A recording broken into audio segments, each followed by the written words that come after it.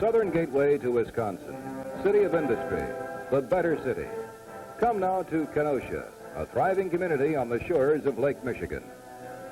The keys to the city are new ideas, developed in a climate of economic freedom to produce more abundance and higher living standards for all.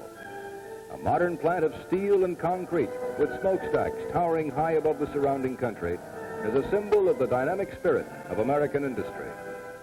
These buildings and the men and machines they house provide the torrent of energy that turns the wheels of Kenosha industry. This is the Wisconsin Electric Power Company, a marvel of modern engineering. Push buttons and know-how enable one person at the Boiler Nerve Center to control the tornado of steam that generates 4 turbo generators totaling 500,000 kilowatts. The constant discovery of new ways to use electricity has forced continuous expansion of facilities. Electricity on the farm, in factories, schools, stores, homes, and offices has resulted in a demand that doubles about every 10 years. Improvements in generating, transmission, and distribution facilities and operating methods have kept the price of electricity low, compared with an increase of practically every other item in the household budget. The principal plants of the Wisconsin Electric Power Company are located at Fort Washington, Milwaukee, and on the Racine-Milwaukee County line. The latter plant is the new Oak Creek installation, a strapping young giant that flexes its muscles every minute of the day and night. Electricity is the only product that must be manufactured, delivered, used, and measured at the very instant it is ordered. It speeds to the consumer at 186,000 miles per second. Kenosha's district manager, Harold Turkelson, is one of the executives of the complex organization that generates and distributes electrical energy to Kenosha. Electricity is the lifeblood of Kenosha's proud pattern for progress. Every time you turn a doorknob, pick up a telephone, set a thermostat, open a faucet, throw a switch, open a purse, climb into an automobile, travel in an airplane, or use any of a million devices, you're coming in contact with copper and brass alloys. Brass, the gleaming gold-like metal that man began depending upon more than 100,000 years ago. Brass, possessor of a proud heritage, an alloy possibly born in the cave fires of prehistoric man, and pounded into tools and weapons with crude stone instruments. Kenosha shares in this heritage as the home of the Midwestern division of the American Brass Company, one of the world's largest brass and copper fabricating plants, and the most fully integrated complete brass mill in the Midwest. In the words of Company Vice President R.H. Barton, one of our major objectives is to continue to build and improve our production facilities. Assistant Sales Manager Floyd Hill, Manager H.J. Rafferty, and others help him to achieve this goal. Plant Manager D.C. Rowell is another American brass leader, along with Assistant Sales Manager H.G. Wallace. And Assistant Works Manager John Cantwell. All are members of a great industrial team. But neither one man nor a small group of men creates an industrial tradition. It is every man and woman in the industrial family working together in an atmosphere of cooperation that opens the way to progress. At American Brass, production begins in the casting shop. Here, casters employ a great deal of skill in the alloying of metals. Brass is actually a copper base, with the addition of prescribed amounts of zinc, lead, tin, or phosphorus, along with other single elements or combinations. In the hot rolling mill, heavy copper and brass cakes are brought to a red heat in special gas-fired furnaces. Motor-driven conveyors roll the cake back and forth between rollers, squeezed by tremendous pressure, until it is reduced to a long, thin slab, as long as 62 feet, ready for further processing. The safety and well-being of American brass people are continually emphasized. Safety shoes are supplied at cost, while safety glasses and special protective equipment are provided at no cost. A plant hospital, completely equipped with modern facilities, is staffed with nurses and attendants 24 hours a day. Wherever possible, manual labor is reduced to pushing buttons. Electronic and mechanical muscles give everybody an assist. The 4-high rolling mill is a push-button control operation. Thin copper strip for car radiators is produced at high speed in the 5-stand tandem rolling mill. Material passes through 5 sets of rolls at speeds up to 2,000 feet per minute. X-ray gauges automatically adjust rolls to precise thicknesses throughout the entire length of the coil. At the hot shape roll in the drawn copper department, copper wire bars are hot rolled for specific product uses. Brass and copper products made in Kenosha are used to manufacture articles for the homes and industries of the nation. The Mannesmann piercing machine converts solid copper and copper alloy billets 3 inches to 6 inches in diameter into seamless tubes ready for further drawing to reduce diameter and wall thicknesses. The drawing process is one of the most intriguing of the many fascinating operations in the forming of metal goods. The triple die draw bench is capable of drawing copper and copper alloy tube to lengths up to 60 feet with a pull of 200,000 pounds.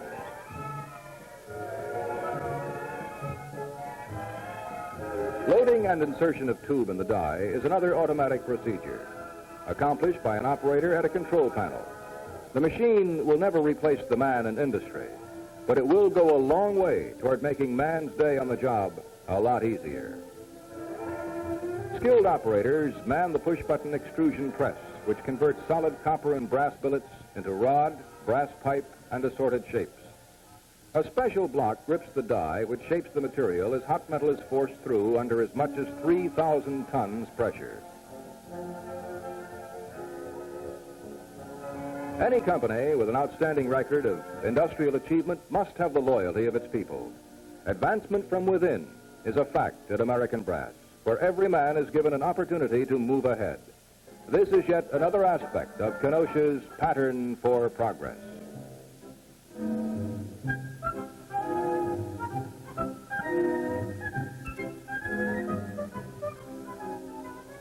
Shipping metal products and other heavy goods to the far corners of the world isn't quite as easy as dropping a letter in the corner mailbox. At this stage in the production cycle, many firms call on the Kenosha Box Company for assistance. The company manufactures boxes, skids, pallets, and crates essential to practically every type of industry. Boxes and crates shield and protect a great variety of merchandise, from shipping rooms to receiving rooms. Skids and pallets simplify the moving and loading of equipment. All the export cases are fabricated on special jigs. An order of shipping boxes for American motors may vary in size from a small unit to hold a battery on up to a huge crate for a complete automobile. Company President George Anderson and Vice President H.J. Trowbridge, Jr. maintain a high level of accuracy and quality in all work turned out by the shop. Special mill work, such as armrests for wheelchairs, is another phase of the company operation. Pre-hung doors are also widely distributed. Kenosha Box is carrying on the proud tradition of the Kenosha Lumber Company, established more than 100 years ago.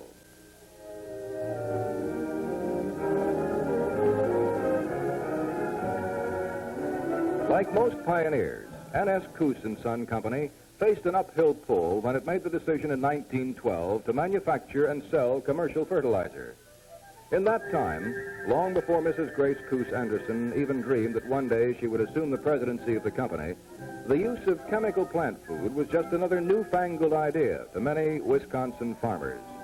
Mrs. Anderson's father and grandfather had to convince area farmers of the need for replacing plant nutrients removed from the soil in the production of crops.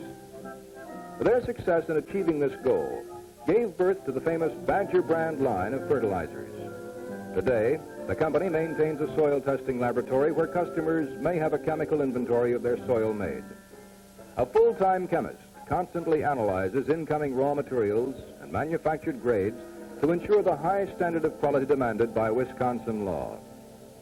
In the fertilizer manufacturing process, a variety of raw materials in exact proportion must be scientifically mixed to create the finished product. After manufacture, the fertilizer is conveyed to huge storage bins. From the bins, it is moved to bagging machines where bags are filled for shipment according to weight. When working at capacity, the bagging machines are capable of filling 18 to 20 80-pound bags per minute. After packaging, the bag material is moved to the warehouse for storage until shipped. Pallets speed up and simplify the movement of heavy loads. N.S. Coos & Son, built on a foundation of science, salesmanship, and hard work. The story of the Kelsey Welding and Engineering Company is the story of a teacher who decided to follow his own instructions. Back in 1938, Harold Kelsey, with years of experience in all phases of welding, was asked by a major manufacturer to conduct a welding school in Kenosha. Many of Mr. Kelsey's students were so good that he hired them and expanded his small welding shop. Today, he not only directs his organization, but is available as a skilled consultant to help solve the problems of welding engineers at large manufacturing firms. Most of the Kelsey welding operations are concerned with cast iron, fabricated steel, special metals, metal spraying to build up worn parts, and flame cutting of heavy steel plate. The Gordon Grease Separator is one of a line of products manufactured by the firm in addition to its service functions. The firm also maintains a supply station to fill local welding needs. Harold Kelsey knows the requirements of the welding departments of all local plants and promptly supplies any type of equipment or material needed. One of the abilities of the skilled welder seems to be a knack for flipping his face mask into place. And if you don't think this takes skill, try it sometime. It's a little rough on the neck muscles.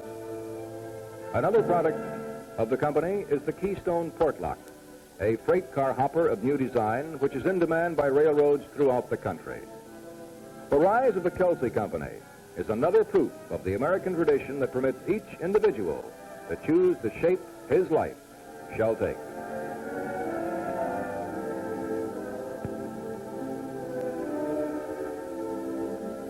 Farm machinery in Argentina, bulldozers in Borneo, tractors in Egypt, mining machinery in Peru, automobiles in the United States.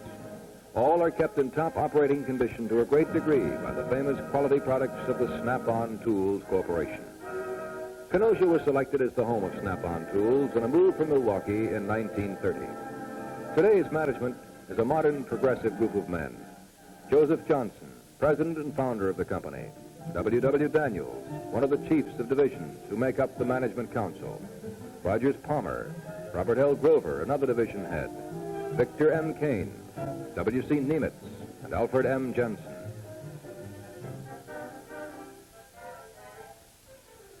The ability of each of these men, and the scores of men and women who work with them in each division, determines the corporation's place in the industrial scheme of things. This is just as true in the general office, where personnel handle accounting, insurance, and sales promotion, as it is in the many production departments, the shipping rooms, or in the research and development section. The chain is as strong as its links. Almost 40 years ago, Mr. Johnson helped conceive the idea for an interchangeable socket wrench to replace the cumbersome equipment in use by pioneering auto mechanics. A wrench set consisting of 5 handles and 10 sizes of sockets was produced. Each handle end was fitted with a spring and ball friction grip. The sockets were then snapped over these grips. From this device came the word Snap-on, and thus originated the company name and trademark. In the huge modern plant, skilled technicians carry on the many forging and die shop operations. The Acme Gridley automatic screw machine performs up to 8 steps in turning out a socket blank. Once set up, the machine turns out socket blanks automatically. After the tools are formed in the forge shop, or the sockets formed in the automatics department, they are finished in other departments. One of the most interesting phases is the forming of hex openings on sockets of all types.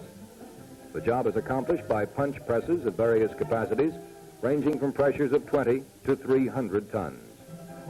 Nickel underplate and final chrome plating provide a handsome finish that prevents rusting and makes cleanup a simple chore.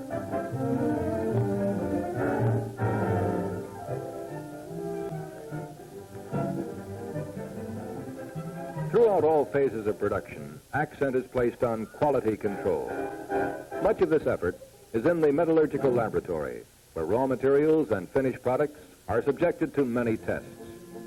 A torque testing machine is used to determine whether the breakage point falls within government specifications. Tools and equipment must be devised to meet the maintenance and service problems created by design changes in automotive, aircraft, marine, and transportation vehicles. These problems become increasingly challenging as power plants, transmissions, electrical systems, and similar apparatus grow more complex. The Analyscope, a recent product of Snap-on, is an engine analyzing tool in keeping with modern requirements. Snap-on has more than 4,000 items in its line which are used in service, maintenance, and assembly work for all types of mechanical equipment. A major market for these Kenosha-built tools is the automotive industry, with its numerous manufacturing plants and its thousands of service garages and truck and bus fleet maintenance shops. Since its modest beginning in Milwaukee, the company has grown until today it is comprised of 4 factories with 43 branch offices in the United States and Canada. Snap-on Tools, a proud and honored name.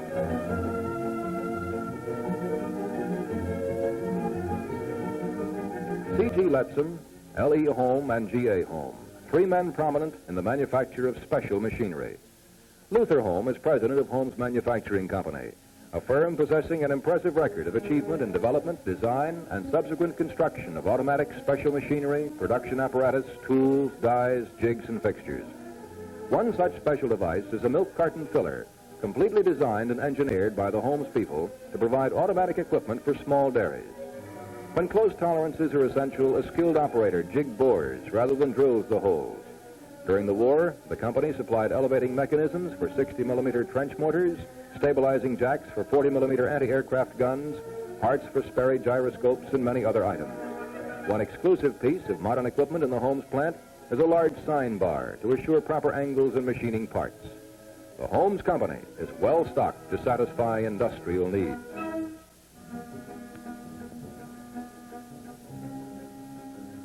It is practically impossible to prepare a meal without using some food or beverage that hasn't passed through equipment manufactured by the Laddish Company Tri-Clover Division.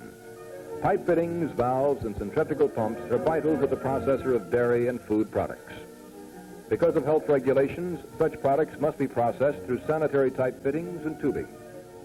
Tri-Clover engineers incorporate the highest degree of sanitation possible into every unit put out by the company. Sanitary standards and specifications actually govern the basic design of the fittings and valves, since they must be built so that contamination of the food products is impossible. Here are examples of sanitary-type pumps, fittings, and valves built to these rigid standards. The manufacturing cycle of sanitary fittings or valves starts in the warehouse. All raw material is marked by a special coating and placed in individual bins until they are scheduled for their first machine operation. A lift truck takes valve body forgings out of the receiving room. Various machines and skills are needed to manufacture a sanitary fitting. Tri-Clover has one of the largest machine shops in the country devoted to the machining of stainless steel. Skilled machinists and the latest equipment help to produce a product that safeguards the health of America today. In one of the many machine operations on a valve body, a turret lathe tapers the body, drills out the valve ports or outlets, and threads the ports. This is one phase of the machining operations required in the manufacturing of sanitary valves. After machining, the valves are thoroughly cleaned in a degreaser machine before moving on to the polishing department. The valves are polished several times. They are inspected before and after each polishing to make sure that high standards are being met. Precision grinding is required so that the valve body and plug will fit perfectly. The completed valve is then tested underwater to ensure a perfect fit with no leaks. Finally, all component parts are methodically inspected, then assembled and placed in stock. One of the extra services offered by Laddish Company Tri-Clover Division is the expediting of emergency orders by sales, production, and shipping departments. Speed is essential since a breakdown in a dairy or food processing plant could force it to shut down completely for lack of a single part.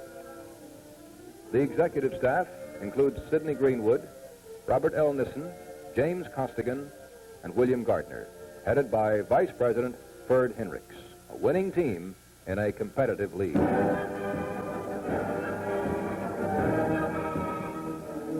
The end of World War I marked the modest beginning of the Rudy Tool and Machine Company. But the years after the Second War witnessed the real blossoming of the firm. In 1917, Fritz Rudy opened a motorcycle and bicycle parts shop with welding service. With the passing of the years, the company expanded into the auto parts and machine tool fields. During World War II, gun mount parts were manufactured.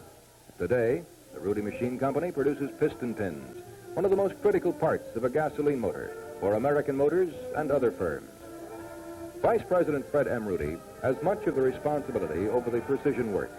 Here, an induction hardener, one of the first in use in the industry, heat treats the pieces. Following the war, when all industry was striving to return to civilian production, the Rudy Company played an important part in Kenosha's reconversion program.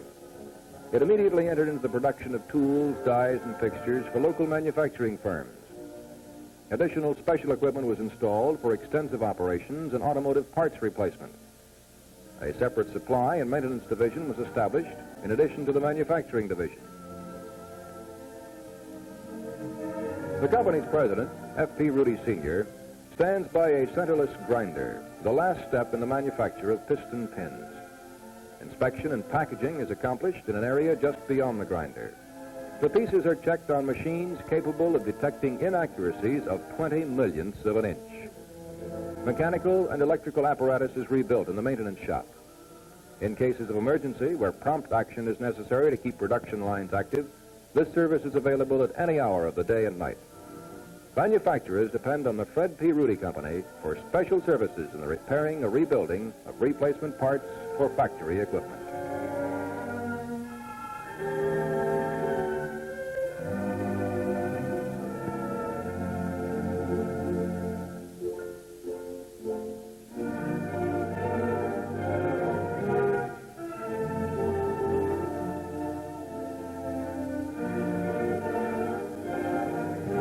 The Kenosha Boiler and Structural Company came into being in 1914. With President and General Manager Adam F. Jenkins at the helm, the firm has developed into one of the leaders in the fields of structural steel and steel products, along with engineering service. Its plant area has been doubled several times, and modern shearing, rolling, bending, and punching equipment installed. It looks like the 4th of July, whenever the friction saw cuts its way through a steel girder. Another awesome device is an automatic beam punch. From a purely local market, the Kenosha Boiler and Structural Company has become national in scope of operations. In the office of the Frank L. Wells Company, production plans are discussed by Vice President Marie Wirtz and Factory Superintendent John Kozak. Miss Wirtz, together with Harold Wells Sr. and Jr., son and grandson of the founder, constitute the firm's top management. The Wells organization now enjoys a worldwide reputation as specialists in design and development of wire working machinery. When Frank Wells went to work in a foundry in 1881, his salary was $1 a day. Here, he gained his early knowledge of the mechanical trades and opened his own small shop some 12 years later. Among the company's early products were lathes, steam engines for boats, and disc wheels for Nash quad trucks. The great demand for machines, which would make coil springs from mattresses, upholstered furniture, and automobile seats, led the company into its present specialized field. Some of the first wire-working machines built by Wells went to Simmons and other local plants. In those days, even heavy machinery was marketed in a spirit of personal friendship, since manufacturer and user were often neighbors. This neighborly attitude of doing business has been preserved by the Wells Company through the years, despite the fact that the firm now makes machinery which goes to all parts of the world. In 1939, the semi-automatic machines were completely revamped, and automatic machines were placed on the market.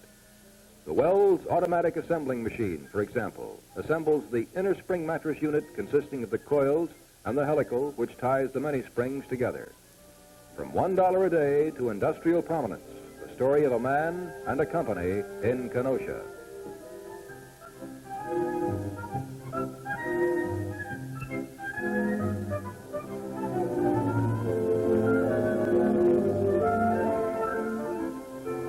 Kenosha manufacturing plants turn out products which are sold in practically every country in the world. Many of the companies have been established here since before the turn of the century. Most have been part of the community for 25 years or more. The people from all walks of life who keep the wheels of industry humming are serious-minded individuals with outstanding records of achievement. Over the years, a number of smaller concerns have been established, many by men who were formerly employed by the larger companies. This is a very vital part of the American heritage. This is Kenosha's pattern for progress.